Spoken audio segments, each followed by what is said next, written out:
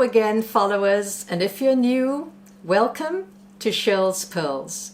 This is a recap on my second blog, and it will be giving you briefly a picture of what happens with food that you eat that is not compatible and which your colon cannot process effectively.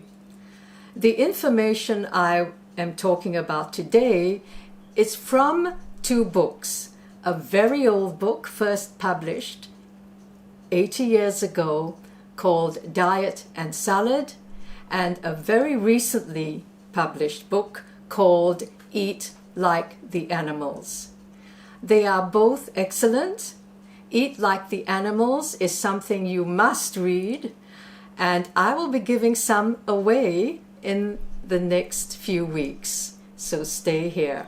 When I first read Diet and Salad, it was in 1981.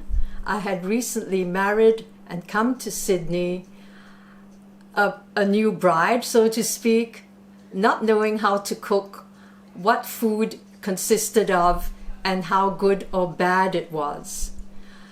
And in this book, this phrase absolutely scared me. It was impacted fecal matter. Apparently, it's fecal matter stuck in your colon that can't be carried away and remains there. So how does this come about? And as I read on, I got to know why raw vegetables and fruit would be the best fiber you can consume that could help your colon effectively take away most of this IFM and perhaps give you a better lifestyle.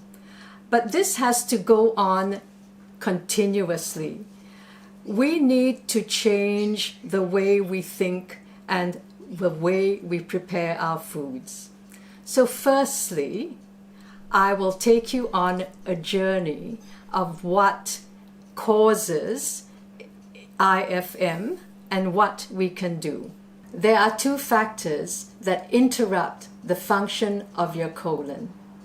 One is fermentation, the other, inflammation. Fermentation occurs when we have anything that is sugar-based, and worse still, sugar and fat-based, after we have a meal. With the things that we are eating, it is quite apparent that we are consuming far more ultra-processed, refined carbohydrates, which make us feel hungrier quicker than if we added protein to what we are eating. An example is toast and butter and jam with your cup of coffee for breakfast. So you go off to work and half an hour later you are hungry, and you would probably have perhaps another coffee, a muffin or a scone, or even a biscuit or sometimes cake. Now, the food that you've eaten in the morning, whether it was a slice of toast or anything, or say cereal, will still be in your stomach. And when you start to eat again, less than an hour after your breakfast, this will ferment in your stomach because the first lot you've eaten hasn't yet finished with the process of the stomach's actions. Fermentation at its worst is when we have a full meal for dinner and we have an alcohol-based drink with it. You will hear more about this in my future blogs. Fermentation takes place as well as soon as we have fruit or dessert after a meal. Fermentation causes acidity, and can give you acid reflux and heartburn. So after the manufacturers have tempted you with their products and tempted you to have your ice cream after your dinner with some fruit, they are also going to tempt you with pills for heartburn, which they say will help you and you will feel great in less than half an hour. Now, how long did you intend to keep this cycle going? Next, we come to inflammation, which is caused by not having enough water, which is necessary to carry the foods you have eaten, especially your complex carbohydrates, especially the junk food, especially the psyllium husk, which you think is the best thing ever for constipation. With every packet of psyllium you buy, there should be a warning to say, drink at least 2 glasses of water with 1 dessert spoon. If not, the husk will get trapped and will form a gas pocket, and the irritation that will cause in your colon is commonly known as inflammation.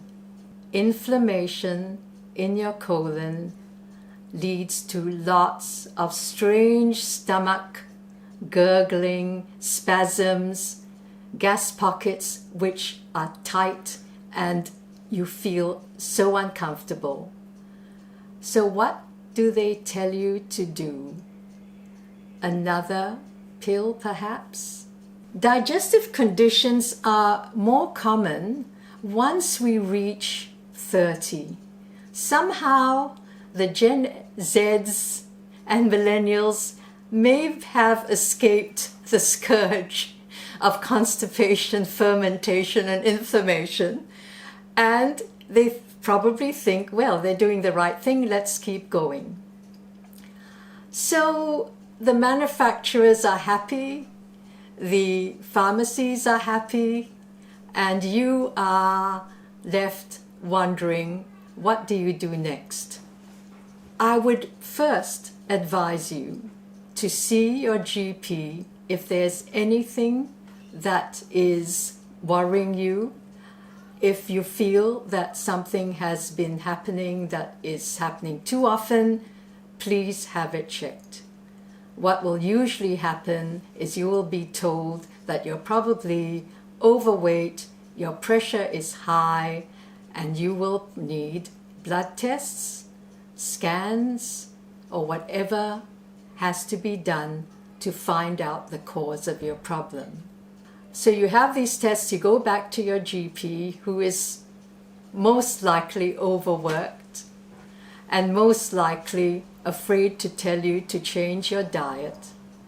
And then you will either be sent to a specialist or you will be given a prescription. Now, this is one point I would like you to think about.